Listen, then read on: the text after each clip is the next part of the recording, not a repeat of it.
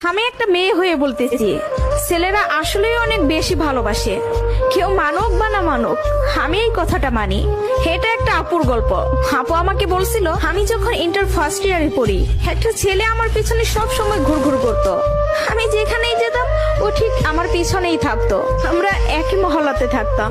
সেই ছোটবেলা থেকে আমি ওকে দেখতেছি।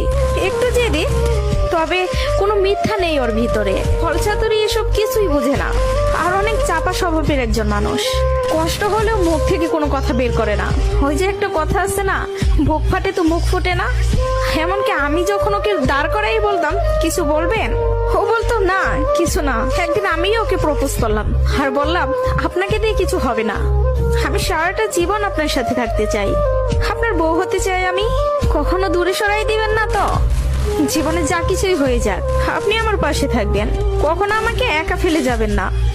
যদি এই ওয়াদা করতে পারে, তাহলে আমি রিলেশন করব। ও অনার্স ফার্স্ট ইয়ারে পড়ে। ও বলল, জীবনে যা কিছুই হয়ে যাক, আমি তোমাকে কখনো ছাড়বো না।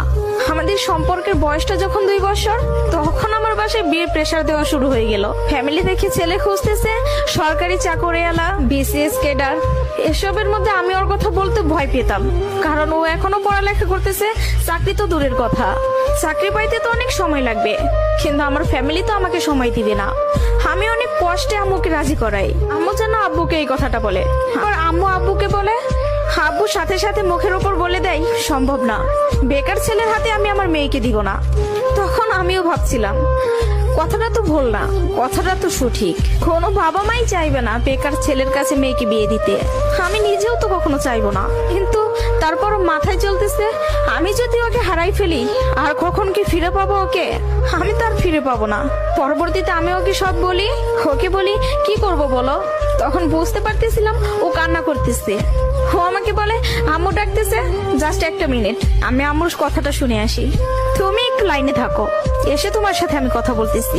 আমি তোমার জীবনে আছি 2টা বছর, কতটুকু আমাকে চিনো জানো আমি জানি না, কিন্তু তোমার পরিবার তোমার সাথে 18টা বছর তোমার পাশে আছে।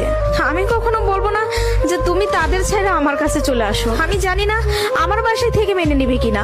পড়ালেখা শেষ করতে করতে আরো 2টা বছর লেগে যাবে। কবে চাকরি পাবো সেটারও তো কোনো ঠিক নাই।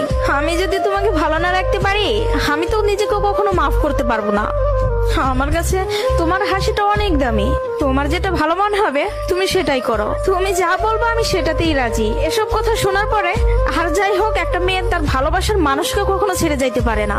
আমি তখন একটা জিনিসই ভাবতেছিলাম, জীবনটা তো ছোট, আর আমি আমার এই ভালোবাসার মানুষটাকে হারাই ফেললে আমি নিজেই সারা জীবন আফসোস করব। এরকম কোন ছেলে আর আমাকে ভালোবাসতে পারবে না, আমি ওকে ছাড়তে পারবো না। আমি বাসায় আবারও বুঝাই, তারা বুঝে না। তারপর আমি বাসা থেকে বের হয়ে যাই। বাসা থেকে বের হয়ে ওকে ফোন দেই আর বলি, আমাকে নিয়ে যাও। ও তাড়াহুড়া করে বাড়ি থেকে চলে আসলো। আমি বললাম, আমি তোমাকে বিয়ে করব। ও আমাকে বলে, আমি বলছি না তোমাকে, তুমি যা বলবো আমি তাতেই রাজি আছি। তবে একটা কথা, আমার সাথে থেকে যদি 3 বেলার 1 বেলা খেয়ে থাকতে হয়, পারবা? তার জন্য আমি সবকিছু ছেড়ে আসলাম, তার জন্য আমি সবই করতে পারবো। বিয়ের পরে ওর বাসায় থেকে ফোন দেয়, বলে বাসায় আয়। তারপর ওর বাসায় থেকে মেনে নিল।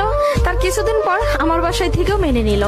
ভালোবাসার জায়গা থেকে যদি বলি, প্রিয় মানুষটাকে নিজের করে পাওয়ার মধ্যে অন্যরকম একটা সুখ কাজ করে, যে সুখটা কখনোই টাকা দিয়ে কেনা যাবে না। আর যদি বলি প্রিয় মানুষটার কথা, আমি ভুল মানুষকে ভালোবাসি নাই, আমার মানুষটা সঠিক ছিল।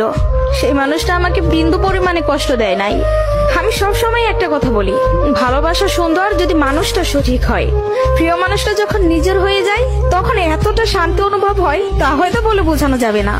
সুখে থাকতে, ভালো থাকতে টাকা পয়সার আমূল প্রয়োজন পড়ে না, যদি ভালোবাসার মানুষটা পাশে থাকে। কাউকে ধরলে হাতটা শক্ত করে ধরবেন, যেন দিন শেষে সব সময় আপনার পাশে থাকে। তো সবাই ভালো থাকবেন। ভিডিওটি ভালো লাগলে প্লিজ সবাই শেয়ার করবেন।